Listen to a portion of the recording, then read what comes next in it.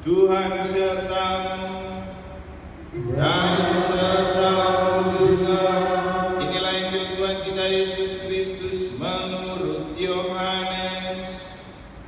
Dimuliakanlah Tuhan. Pada hari Minggu Paskah, ketika Yesus menampakkan diri kepada murid-muridnya, Thomas, seorang dari ke-12 murid yang juga disebut Didimus, tidak ada bersama-sama mereka. Maka kata murid-murid yang lain itu kepadanya, "Kami telah melihat Tuhan." Tapi Thomas berkata kepada mereka,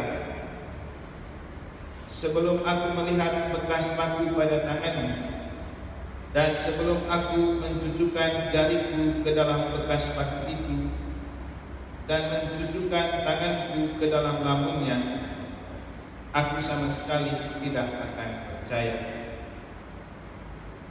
8 hari kemudian murid-murid Yesus berada kembali dalam rumah itu dan Thomas bersama-sama dengan mereka.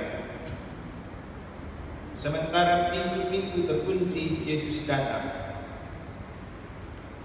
Ia berdiri di tengah-tengah mereka dan berkata, "Damai sejahtera bagimu." Kemudian ia berkata kepada Thomas, "Taruhlah jarimu di sini dan lihatlah tanganmu.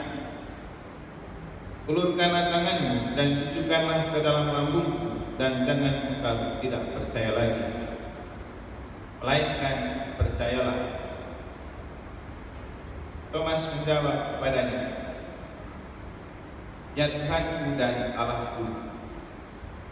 Kata Yesus kepadanya, "Karena telah melihat aku, maka engkau percaya. Berbahagialah mereka yang tidak melihat, namun percaya."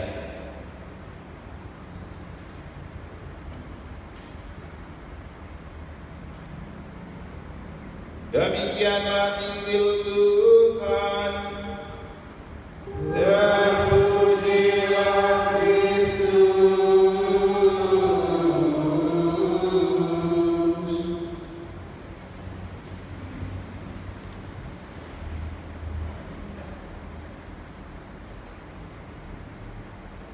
Bapak Ibu saudara-saudari, umat beriman sekalian yang saya kasih di dalam Tuhan, sebelum kita lebih jauh memaknai apa arti keraguan Thomas ketika tidak percaya karena belum melihat Yesus, kita perlu mengenal sedikit latar belakang pribadi Thomas. Thomas ini salah seorang rasul yang dipanggil dari deretan para nelayan, tetapi ia sering disebut sebagai nelayan pembantu.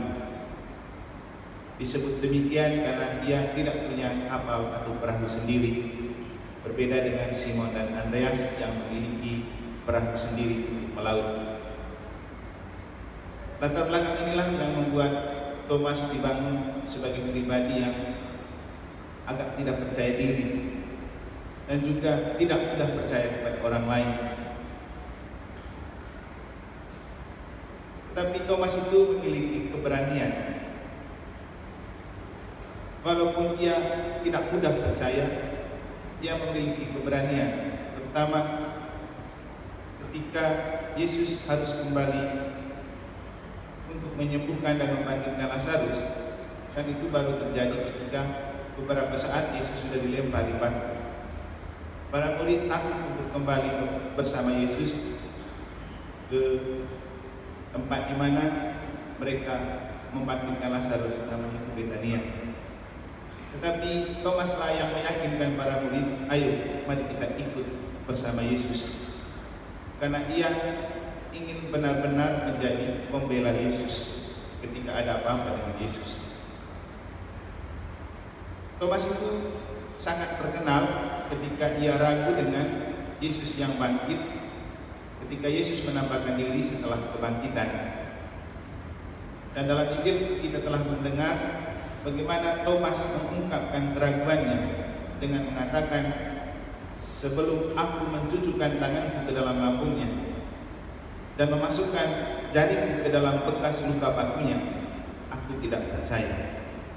Dan Yesus menjawab keraguan dan permintaan Thomas dengan 8 hari kemudian datang khusus untuk Thomas, menyuruh Thomas memasukkan jarinya ke dalam lambungnya dan ke dalam bekas paku. Thomas pasti malu tapi bahagia. Tapi kemudian Yesus bilang, berbahagialah mereka yang tidak melihat namun percaya. Nah, ketika Yesus berbicara seperti itu, kira-kira siapa yang dimaksudkan oleh Yesus? Siapakah mereka yang tidak melihat namun percaya? Mereka itu adalah kita yang hidup di zaman sekarang, yang memang tidak pernah melihat Yesus, tapi kita percaya kepada Yesus. Maka sebenarnya kitalah orang-orang yang berbahagia ketika kita tetap percaya kepada Yesus walau kita tidak pernah melihat. Dengan ini juga Yesus mau menunjukkan kepada kita bahwa kita tidak pernah krisis kebahagiaan hidup sebenarnya kalau kita betul percaya kepada Tuhan. Dan memang orang yang tidak bahagia hidupnya adalah orang yang sering meragukan sesuatu. Contoh, seorang mempunyai pacar, istri, ketika dia pergi, orang yang ragu biasanya kepikiran, di sana nanti dia sama siapa? Apakah benar dia sendiri? Nah, keraguan itu yang membuat dia tidak bahagia, tidur tidak tenang, bolak-balik, makan tidak enak karena berpikir apakah di sana dia betul-betul aman atau tidak. Ini baru salah satu contoh.